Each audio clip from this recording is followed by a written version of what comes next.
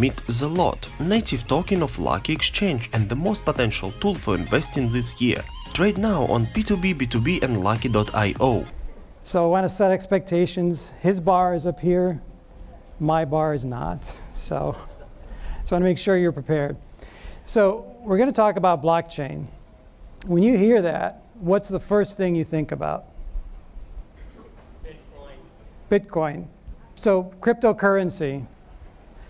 Actually, blockchain was invented a long time before crypto came around. Blockchain came out in 1991 as a type of a way of verifying data. Then in 2009, Bitcoin came out, and that's when they adopted the blockchain platform as a way of administering their cryptocurrency. So blockchain and cryptocurrency are separate. Today, they're thought of almost as the same thing. So today, I want to talk about just the blockchain part, what it is, how it works, and how it can be used. So there are a lot of different uses of it. Typically today, you're in one camp or the other. One camp says it solves all the problems.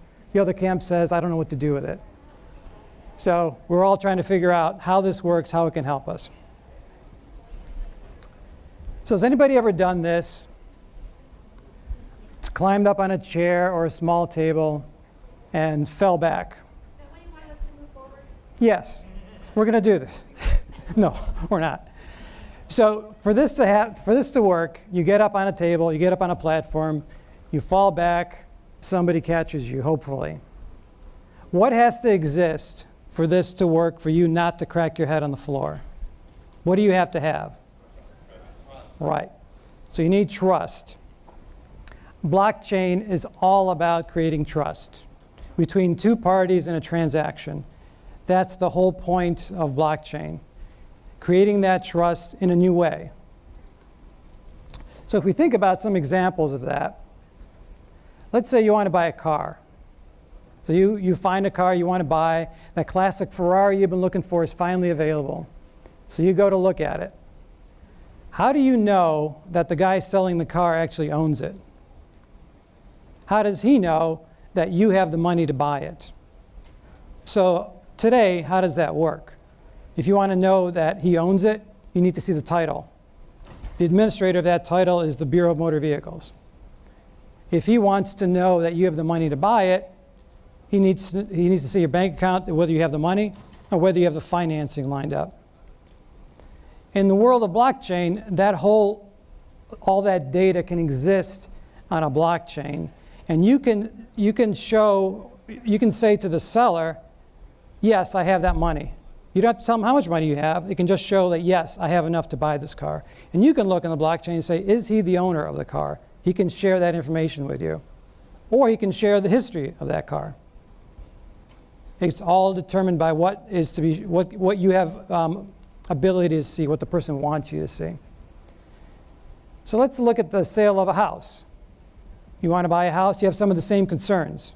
Does the person own it? Do I have the money to buy it? But you may want to know, what's the history of that house? Was it ever in a fire? Who's owned it in the past? And I want to know that information while I'm in the purchasing process. I don't want to know it right now. I don't want to wait on a title agency to say, hey, there's a lien on that house. If you buy this, you're responsible for this other amount of money. You have to go to a bank, get financing in place before you can sign the purchase agreement, pay for a title search, and a week or so you find all these things out. Wouldn't it be great if the seller could tell you all that immediately through data that's on a blockchain and made available to you? What about transcripts? So we have students. They go to school here, they get their degree, they get a job. The company wants to know, what's their education? Maybe they want to know GPA, maybe they want to know the courses they took, definitely want to know the degree. Today, a graduate calls us, Case Western Reserve, and says, hey, I need an official set of transcripts. Can you send them to this employer? What if I, as a student, had control of that? And I could just say, send my transcripts, or a piece of the transcripts, or just the fact that I have a degree to an employer. And they trust that it's factual because it's on a blockchain that's verified. It takes us out of the process of sending transcripts out and gives the student who owns the data actual ownership of it, and it gives the employer assurance that it's true and factual. What about medical records? So who determines the validity of your medical records? I think it's your last doctor. It's not necessarily a doctor before him or the hospital or the insurance company. It's the last doctor. Did he lose records? Were they electronic? Were they paper? How were they stored? This really rang home with me. About 3 years ago, I changed doctors and had to move my medical records over to a new doctor. I was shocked to learn, this is 3 years ago, they were faxed. A file of medical records faxed to another doctor. So there's a fax machine in the other doctor's office just spitting out paper. What's your level of confidence that those records are complete and that they were secured? That there wasn't somebody who took my social off those records or looked at my medical records. So if we could store medical records on the blockchain, give you control of it, you switch doctors, you press a button, all your medical records are there. You're in a wellness program at your employers, and they want to know, are you a smoker? You can send them the verified data that says, I am not a smoker, or I am, or whatever. Gives you control of your data and how it's distributed, who it's shared with. Video. So today, video can be doctored pretty easily. You see a video online, you really don't know the source of it.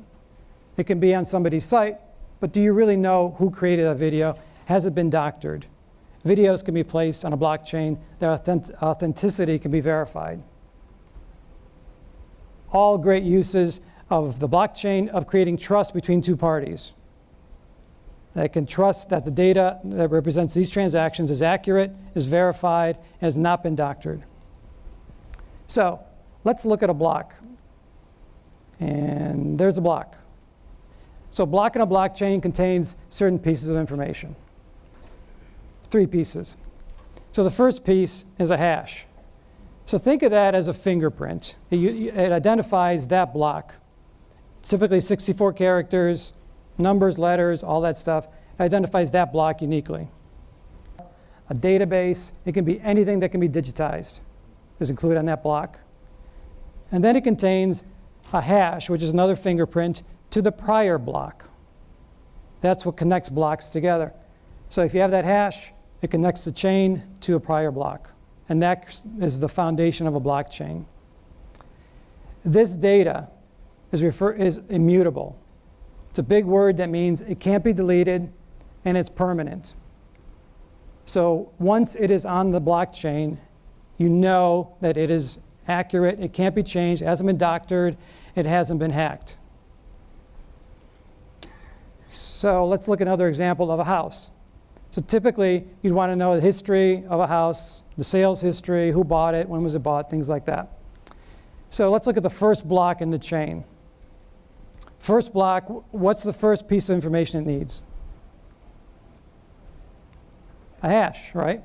Being the first block, the hash is 0. Now it contains data. Data might be when it was sold. This house sold in 2008 for $150,000 to Karen Smith. Because it is the first block, there is no hash to a prior block. So it's the beginning of a chain. Second block comes along. Hash 2. Keep in mind, this is just an example. In real life, it's 64 characters. In 2012, the house sold for $175,000 to Bernie Root. Third piece of information is the hash to the prior block. Not sure why it overlaid, but the hash down there is 0, so it points to the block before it, and that builds the chain. So I know these are sequences in this blockchain. Third block, number 3, in 2018, the house was bought for $260,000 by Betty White because she loves Cleveland. And that has a hash going back to the prior block. That builds the chain. Thing to keep in mind with this, there are no edits. This data cannot be edited. And this data cannot be deleted. If something is wrong, another block is added with the correct data. You cannot go back and change this. You cannot go back and edit it or delete it. Blockchains are distributed. So you have a bunch of computers that are connected that are working on this blockchain. So before a block can be added, you build a chain, as we just saw in the prior slide. So you build the connections of which blocks are related. But before they can get on the blockchain, there has to be a complex cryptographic puzzle solved. So there's a puzzle that has to be solved for that block to get on the chain. That's a complex formula up there that I play around with on the side. So these computers all try to solve that puzzle. When it's solved, the network has to verify that that solution is correct. That's called a proof of work. Once the network says that is correct and verifies it, then it's added to the block, or it's added to the chain. So this distributed collection of computers verifies everything, puts it on the blockchain. No centralized control. There is no bank, there is no organization, there is no company overseeing this. It's all done in a distributed environment. All these computers play a part in it, and no one has control over the whole thing. So think of what that does for hacking. The hacking target is all of these computers. So the effort to do that hasn't been done yet. So from a security standpoint, hacking standpoint, this is a great model.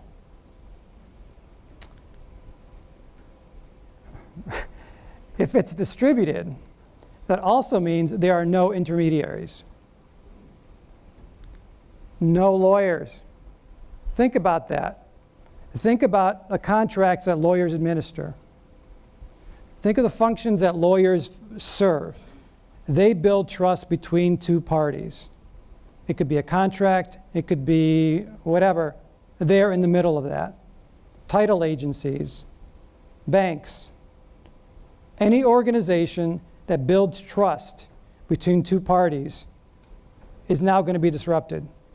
Think of what this could do to all the industries that exist to build trust. So I want to leave you with 3 key points about blockchains. They build trust.